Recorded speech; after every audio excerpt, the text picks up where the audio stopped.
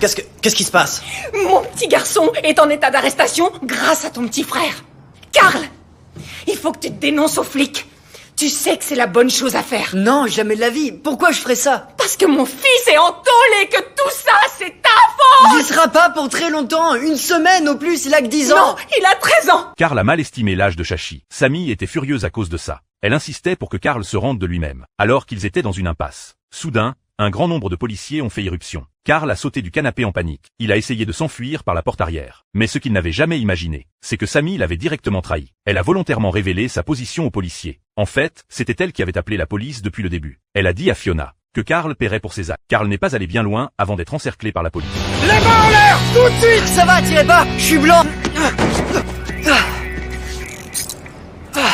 Je veux un avocat tout de suite, espèce de fils de pute. Le lendemain, Fiona a apporté un ensemble de vêtements à Karl, espérant obtenir de la compassion grâce à ce déguisement. Pour alléger le verdict, Karl avait l'air totalement réticent, mais il ne pouvait pas résister à la pression de Fiona. Elle lui a même ajouté une paire de lunettes de premier de la classe. Ça me donne envie de m'éclater moi-même la gueule. Sale enfoiré de sa mère, je rêve ou quoi, c'est une blague. Le juge a demandé à Karl s'il était conscient de ses erreurs. La réponse de Karl a complètement choqué toute la salle. C'est vraiment pas malin ce que j'ai fait. Et je regrette. J'aurais pas dû faire confiance à un putain d'attardé pour faire le travail d'un homme.